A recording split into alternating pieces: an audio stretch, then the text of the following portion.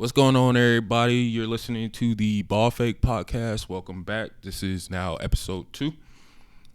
Today we're going to get into, the Celtics and Raptors series, Denver and LA series, and we are going to try to talk about the NBA draft, trade speculations, what's going on with Giannis and free agency and everything like that. But, yeah, I'm going to swing it over to my co-host. You already know who he is, Greg King. What's good, everybody? Welcome back. Let's get into it. So nicely last night, we had two big games yesterday, a game 6 against the Raptors and the Celtics. Let's start there. How did you feel about that game? Well, I think Boston, they got off to a pretty decent start. You know what I'm saying? It wasn't anything too crazy. I like how Marcus Smart, he came out aggressive, hit 3 threes to start the game. One concern, though, is Jason Tatum in this series.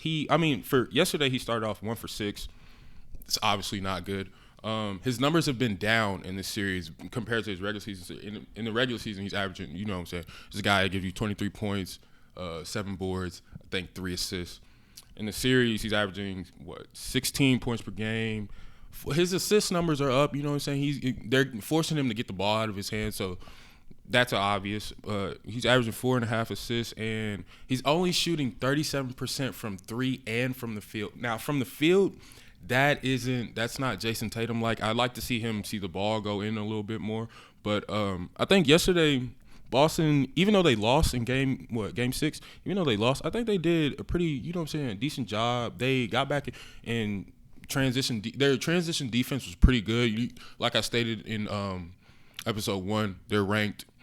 They're the only team that's ranked top 4 in offensive and defensive rating. So I think that's a positive. But outside of that, I think Toronto, they just wanted it more. They really showed their championship pedigree. Nick Nurse, he put certain guys in position to, be successful. And, I think they were not ready to go home. I think what hurt the Celtics was Kemba Walker, bro. We know Kemba Walker's an all-star. He shot 2 for 11 and 1 for 6 from the 3. Only had 5 points. He did assist with 7. But you got to be better as the point guard, as the the second leader behind Jason Tatum on that team. You got to step up, which I think he will. He'll be back game 7. So I'm not really worried about that, but just concerning about game 6 when you're trying to close somebody out. Yeah, and I think another thing too, these are a lot of people forget. These are two teams that are really, really like that on defense. Neither one of them shot well in the first half. Boston 31%, Toronto 30% in the first half. And on top of that, Toronto, them being held to 11 points in the first quarter, that's tied second for the fewest points that they scored in a quarter in the postseason. So they're gonna have to, put guys in better position to score. I like how Kyle Lowry, he came out, he was being aggressive. We have to see more out of Siakam. He shot 5 for 19 in the entire game. I think he grabbed 6 boards, but this is a guy. 8 boards. Yeah, this is a guy that, he needs to put the ball in the basket in order for Toronto to have a remote chance of even advancing. So why do you think he's struggling? I don't know. This is not the norm for Pascal Siakam. It's like I said, Boston, they're ranked top 4 in offensive and defensive rating. But guys like Jaylen Brown, Marcus Smart, they've done a really good job on defending him in the post. That's Pascal Siakam. This is bread and butter. Yeah. He likes to score down below. He hasn't shown that he has too many count. He just doesn't. They really made it hard on him. He hasn't looked comfortable in. It feels like he's rushing. He's rushing to score. I don't know. He's not really comfortable in getting to his spots. He's not. That's what it is. He's not getting to his spots. They're like I said, Celtics. They are once they see Siakam has the ball in the post, mid-range post or whatnot. Whether it's Brown or Marcus Smart, those two guys, they're doing an excellent job of containing. And then on top of that, Siakam likes to take the 2 or 3 dribbles into your chest and spin middle. Yep. That help side defender, he's doing an excellent job of cutting that off and forcing him to either get the ball out of his hands or take a bad shot. So that's been a key reason why he's been struggling. But also on top of that, his shot, whether he's open or not, it just has not failed. I'm not sure why, but I think Boston has done a really good job of taking him out of the series and getting him frustrated. And him not scoring the ball is going to affect the rest of those players on Toronto. So if Pascal Siakam's not performing well, then it's got to be other players like Lowry, which last night I loved how Lowry played. Yeah. He played his game. He came out and was literally hustling, diving for balls, sacrificing his body, playing with heart. That is Lowry. That's why I like Lowry. I think he's an underrated point guard. He plays his role on that team, and he really was a leader last night to force a Game 7. He had 33 points, shot 12 for 20. Oh, 60% shooting. Yeah, you can't go wrong with that. Can't go wrong with that. And then his sidekick last night was Fred VanVleet. He had 21. Yeah, he shot bad, but he still provided 21 points with 9 rebounds and 7 assists. Yeah, that's a guy who's also done a really good job. Him and Anunoby, they've done a really good job of keeping Toronto in the series, because obviously we're going to try to – Boston, they're going to do whatever they can to get in Siakam's head. They've done a great job, as I stated earlier, of, containing him and whatnot. But like I said, in tough series like this, you're going to need your bench, your supporting cast to help you get over the hump. Boston, they've done that. Daniel Tice, Robert Williams, all 5 of their starters actually scored in double figures. So, besides Kemba Walker. Right. But as far as the Raptors bench, last night they finally got Norman Powell to come out of his shell. Right. Where we know he can be a knockdown shooter on the wings and the corners. He dropped 23 points off the bench on 38 minutes. Yeah, he had a lot of key plays in that overtime. Obviously, yeah, a lot of key threes too. The steal and knock down a couple threes to keep Toronto in it and even take the lead or whatnot. And then who also produced off the bench was Serge Ibaka too. He had 13 and controlling that paint like he does, like we saw with him. He had 3 blocks in the first quarter. Yeah. There's not much you can do about that. And he's a rim protector. Yeah. That's a guy he's ranked 8th all time in playoff blocks in the postseason or whatnot. So the Raptors just had a collective group effort. That's how you win games. That's how you come back in these series. What did you see in that first overtime and that double overtime that didn't, go well for Boston? Boston, I just think they just felt rushed. I feel like the heat of the moment. When you're in the heat of the moment and it's a late game, you're not really focusing on trying to set up the offense. You're just trying to get a quick bucket. Slow down, bro. You still got time on the clock. You can still get a good quality shot. Yeah, run your offense. Have to play. I feel like they were playing to the Raptors' tempo towards the double overtime and the first overtime. Yeah, I would definitely agree with you on that one. But I also think that how I stated earlier, guys like Marcus Smart, they were knocking down shots or whatnot. But I think after Marcus Smart hit his first 3 or 4 3-point shots, I think he went. I'm not sure how many he shot the entire game, but I think he may have hit 1 or 2 more after I think 5 more attempts or something like that. Like the rest of the Boston's starters, they just went cold. Like I said, Tatum, he struggled in this series. 16 points, that's good for any other average player. But Jason Tatum, that's a franchise caliber type of player. So you're going to definitely need more out of him. But I think Brown, he was a one guy who, had it going. He feeds off of, defensive energy and all that. Marcus Smart and those guys playing well in the defensive post or whatnot. But I would like to credit Boston for their perimeter, their pick and roll defense. I think their pick and roll defense is what's been a difference maker in this series, because these other teams that have been playing in this bubble, they don't have their bigs. For the most part, they're not having their bigs go out and hedge and stop the ball handler after he's coming off the screen. And I think Boston has done an excellent job of doing that, getting the guys early and then being able to switch back over to their man or whatnot. I think another thing that Boston is kind of concerning is that, I know it went into overtime, but all their starters play 50 minutes. And then if you look at their bench, they didn't get anything from their bench. Grant Williams, only 6 points. Brad Watermaker, who they go to a lot, he's a power forward. He shot 2 for 7 and only had 6 points. So their bench points was really not. With Kemba Walker struggling, it was really not. Yeah. Not. I think it wasn't helpful that they couldn't pull that game you're out right. without. But I think another thing too, and I don't want to give Boston a pass because Toronto, they obviously played the same amount of minutes, but as the game goes on, especially the intensity of a game, let alone in the second half of a playoff series, guys' legs, they start to, go numb or whatnot. I think Toronto, they did a good job of battling through that. they had guys, I think 4 players in their starting 5 played 50 minutes. I know Kyle Lowry, he had 53 minutes. And, that's a lot asking from the superstars. Right. And just any team in general.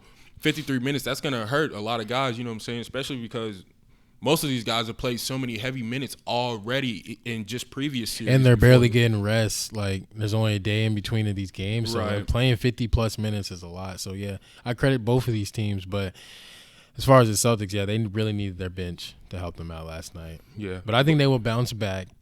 I still believe in my prediction that the Raptors will close it out just because they've been here before. They know Right. They know what to do. They know how to overcome this stuff. Yeah, they really showed their championship pedigree last Exactly. night. So it doesn't matter if they have Kawhi or don't have Kawhi. So They you still have the same Toronto in players from 7. last year. Toronto in 7. All right. I also have Toronto in 7. Just because I'm surprised you had Boston at first. So what made you change?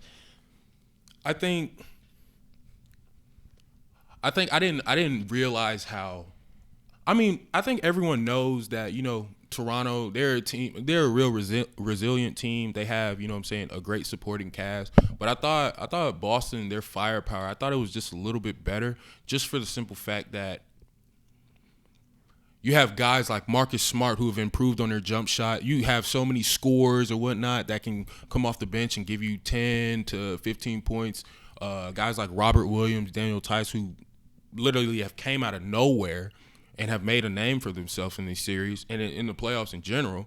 So that's why I gave Boston the edge. But I think I'm gonna switch my prediction to Toronto and say that they'll win in Game 7 tomorrow. All right. Another game that happened last night was the Clippers versus the Nuggets. It was pretty interesting. Yeah, this series is. It was like back and forth. Like Clippers had a big lead. The biggest lead was 19, and then Denver would come back, but they could never get over the hump. I'm just gonna jump right into it. What's up with Jamal Murray? Like I don't understand why a lot of guys in these leagues, they go away from what got them to where they are at.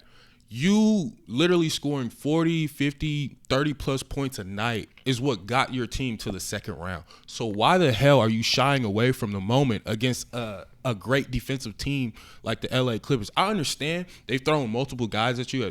Patrick Beverley has guarded him, Paul George, and then they throw the icing on the cake with Kawhi Leonard.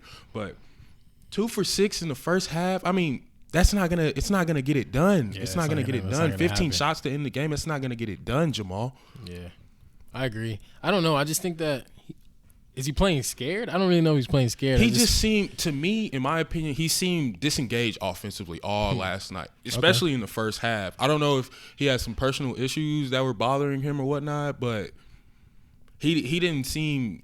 He didn't seem like engaged, Jamal from last. Yeah, from like last. This series he's averaging 17 points, 38% from the field, and 33% from the 3-point line. So his numbers are down from last series.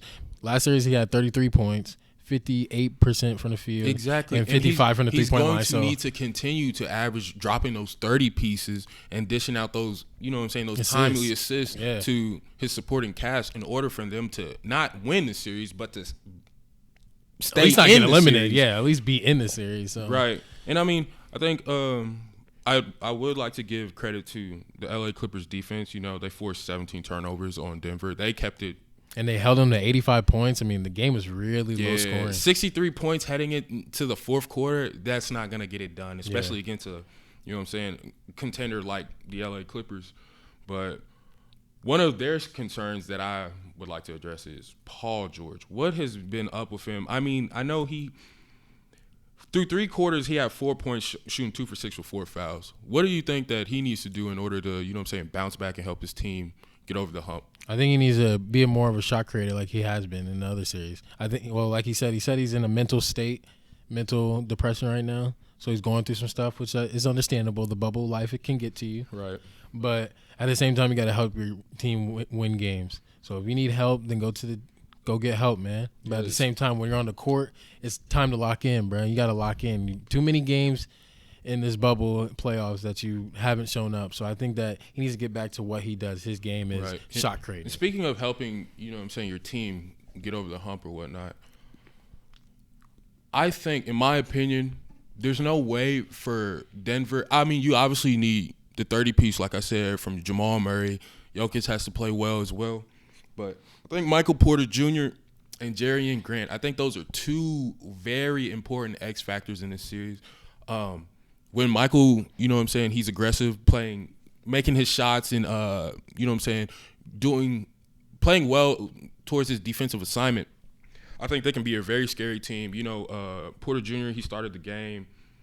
He had 15 points in the first half, 13 in the second. So, you know what I'm saying? That's a guy, he really got himself rolling. But in the second half, he got no touches, and he was held scoreless. And he obviously voiced that in his interview. If everybody watched that, didn't seem too happy about it. He talked about how in order for them to win and beat a team like LA, they need to get other guys involved. How do you feel about that? I totally agree with him. I think that if you look at the stat line, Marcus Morris, he shot 1 for 6, only had 5 points. Tony Craig 0 for 3.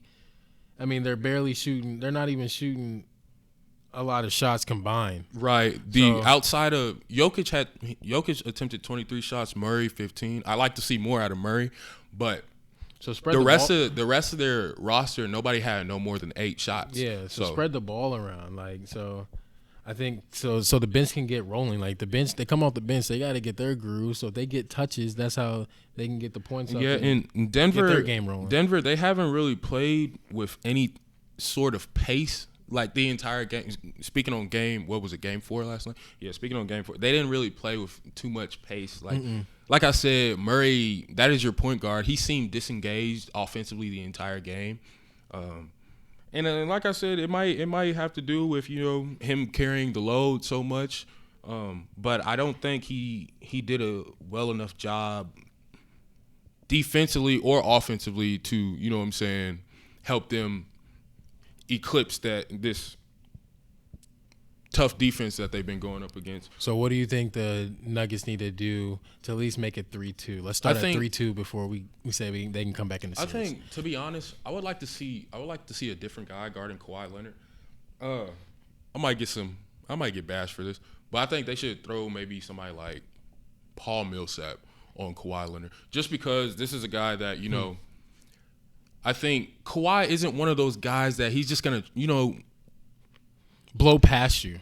Yeah, he doesn't have the quickest first step. Yep. He's one of those guys that I'm going to do what I can do. You know what I'm saying? Get to my spot, shoot that 15-foot jump shot on the left or right wing, or even in the corner fade.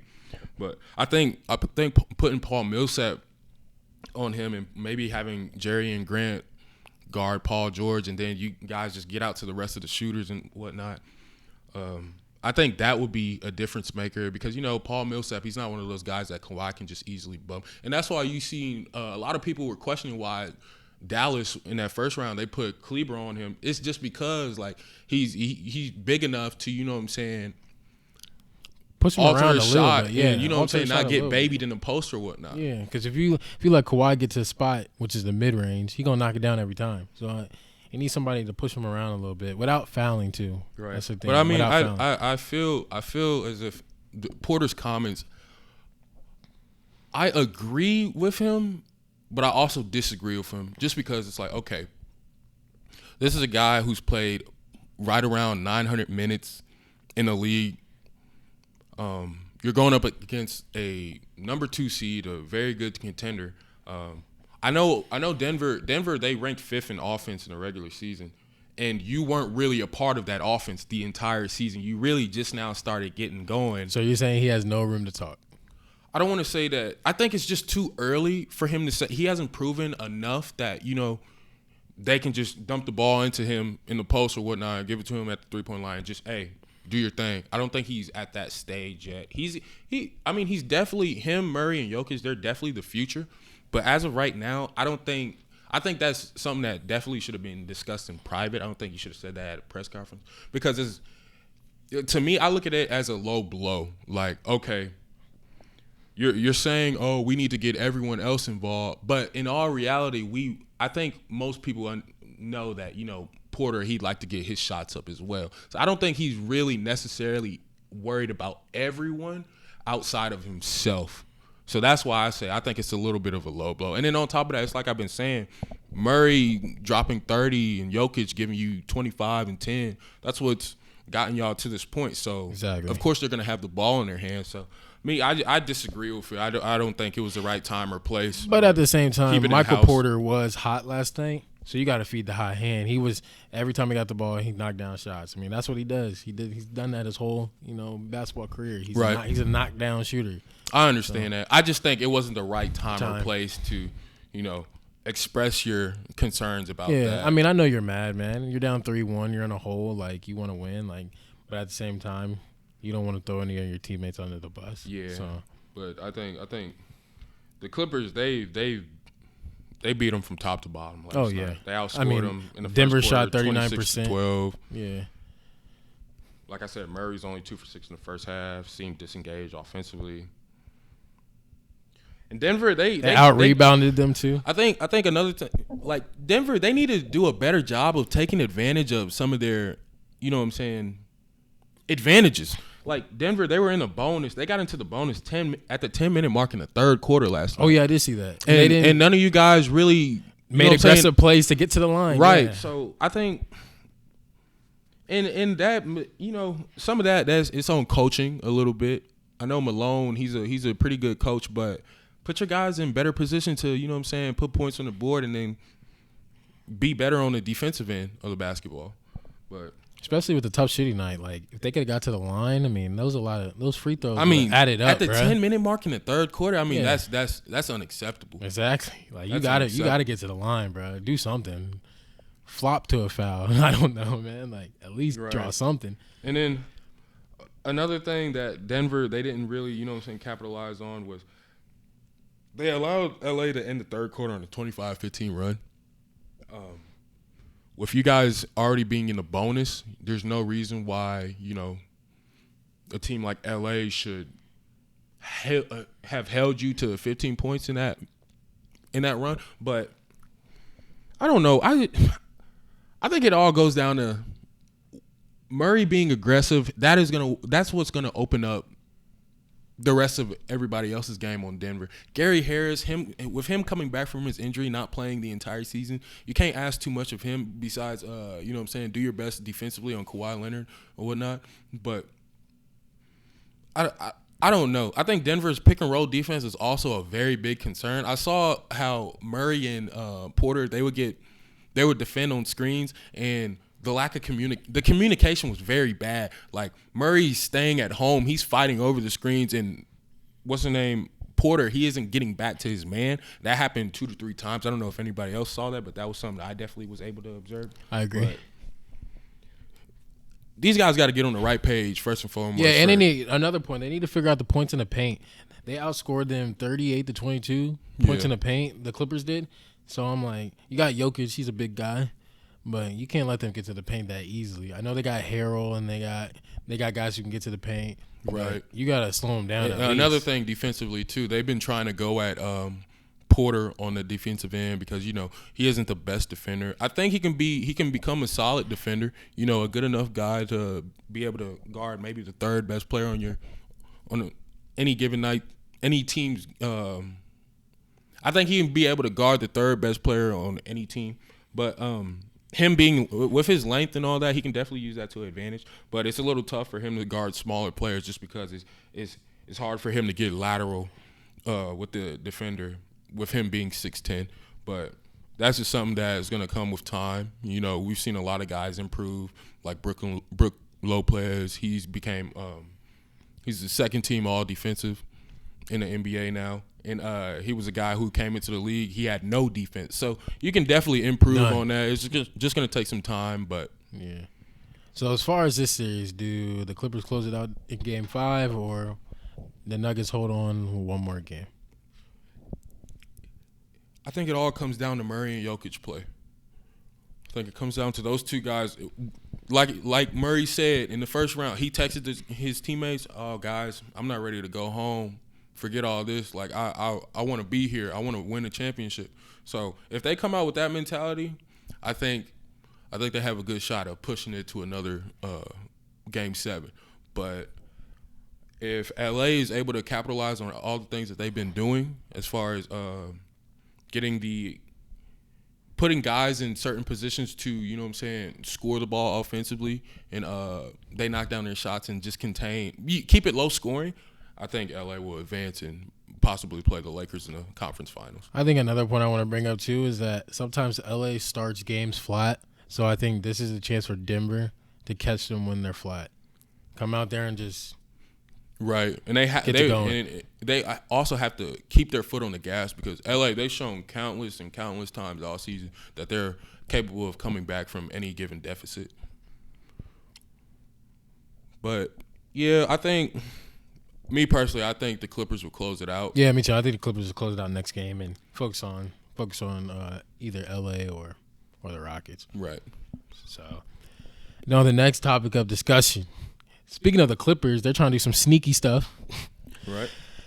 Over the offseason, we know that Giannis just got put out by the Heat and that he's very unhappy with his teammates and how the organization's handling trying to get him a superstar and not trying to get him a superstar. So he wants to explore his options and stuff. He's not a free agent. Let's correct that. Yeah, he's not a free agent. I thought in the last episode I stated that he was a free agent and I think that he was going to return to Milwaukee regardless. But he actually has one more year on his contract before he becomes one. But yeah, so teams around the league, as far as the Clippers, the Heat, Golden State, they're trying to trade for Giannis. So my question nicely is, which one of those teams should trade for Giannis and actually needs him to win? Well, I think given the fact that Golden State, they don't have star power as far as bigs or whatnot, I think they would be one of the best teams. They'd be one of the best fits for Giannis. You know, that's a team that Giannis, he plays well in transition. They do as well. They look for 3-point shots in transition. Imagine Giannis being the ball handler and him kicking it out to a Klay Thompson or a Steph Curry. It would be unstoppable. Y'all not ready for that. Yeah, it would be unstoppable. But teams like Miami, I don't think that they – I think I like the fit to an extent. What is Bam gonna do if Giannis is, you know what I'm saying, traded to? Well, first off, who would Miami give up in order to receive Giannis? From the reports, it just seems like they would have to give up their young players. So they're trying to keep Hero and give up their young players and some picks. Right. So it would probably be somebody like Kendrick Nunn, yeah, Duncan Robinson. And it's okay, I'm trading in the cream of the crop for this star player. Me personally, and you lose that shooting, so right, and that's what basically kept y'all in the playoffs for this long. So, me personally, I would not do it, but I think if any team needs to trade their, you know what I'm saying, draft picks or anybody, it would be Golden State. Yeah, because Golden State has the number 2 pick in the 2020 draft. Right now, as you're looking at the draft right now, they're slated. If I was them, I would get James Wiseman just because you need a center, big athletic center who can step out and shoot a 3 and, bang inside. Exactly. And is a rim protector. But if they don't want James Wiseman, then I would trade the pick. Right. Get another superstar, which, nobody wants to see Golden State with another superstar. Would they trade? Do you think it would be beneficial for them to trade for a different star, outside of Giannis, if possible? I mean, if you're gonna go big or go home, you got to go with Giannis. I really don't know I don't know what other superstar you would really get. You're right, because this is, I don't want to say this is a weak draft, but I mean it only goes 3 guys. It's deep. very top heavy. It only goes about 3 guys deep. After the lottery, it's terrible. Yeah, you got decent players in Cole Anthony. He's a lottery. Obi pick. Toppin, guys like that, Lottery. But I don't think those are necessarily somebody who you would trade for. And I don't know. I just don't think they're worth it. But yeah, I think if anybody needs to trade for Giannis, I think it would be Golden State. Yeah, I think he would work in Golden State. I think he would work it with the Heat too. It's just who are the Heat, like you said, who are the Heat going to give up? I think he doesn't really have to handle the ball as much. If they can keep going on Dragic and keep him at the point guard spot, that'll take the ball out of Giannis's hands too. So he doesn't have to control that much. And him and Jimmy will feed off his anywhere that Giannis energy. Doesn't have to, you know what I'm saying, be the primary scorer, that it would be a good fit for the most part. I agree. But I just don't see it. I think Miami, they're in a good place right now. It wouldn't make sense for them to give up their their true Their young assets. They're good assets, assets that have gotten them to the point that they're at now. I agree. So what about the Clippers? Why do you think the Clippers really want Giannis? Or you just think they're just trying to make a big three? I think the Clippers, they're one of the teams that they've shown that we're interested in anybody. You know, they picked up Reggie Jackson, Marcus Morris. You know, they were able to get Paul George in a three-way trade. But I think overall, Giannis realistically in LA playing with the Clippers, I don't necessarily see how it works out unless you have. I think Giannis, he has to, you know what I'm saying, be the primary ball handler in order for him to be, you know what I'm saying, happy. But him joining, first off, like I said, I just cannot see Giannis leaving, whether he's traded or not. I can't see Giannis playing for anybody else and it working him being still the same Giannis. He's gonna have to sacrifice a little bit in order for, you know, his team to do well. But him playing in LA with the Clippers, it looks good on paper, but realistically, okay. I don't see that happening. Who is Giannis going to be playing the 5? I mean, what is Paul George going to – is Paul George going to be taking the same amount of shots? First of all, who are you even trading? Let's start there. Who do you even trade? Pat Beverly, Montrez? You got to get somebody. It would have to be something like Montrez, Harold, Lou Williams, probably like 3 or 4 guys. And those guys are But it all depends on their money. I'm not sure I'm not 100% sure how much everybody gets paid or whatnot, but – and picks. They would definitely want picks too. So. Right. But I don't know. Yeah, like you said, I think they're a realistic trade option. It's a lot. There's a lot of stuff that sounds good on paper. It's a lot of rumor. It's a lot of rumor stuff. But yeah, I think either Golden State or the Heat. I don't want to see them on Golden State because I'm tired of Golden State having these three superstars, and nobody discredits Steph but they want to discredit LeBron for having 2 other superstars with him. But that's a topic for another conversation. But everybody, I think we just about wrapped it up for our second episode. We appreciate you guys coming in and tuning in and listening to our podcast and whatnot. Like I said, we're going to try to do a better job of keeping you guys posted on whenever we're going to be uploading episodes or whatnot. But for right now, we're gonna try to make some more social media accounts and everything and try to keep y'all posted from that standpoint. But yeah, podcast coming out this Friday. Yeah, this Friday. September 11th. So be ready for that. Yeah, we're excited to drop. We're not sure what time, but we'll let you guys know once we get our social media accounts put up. Yes, sir. Thank you for tuning in. As always, we love you. Appreciate y'all. And y'all have a good day. We out.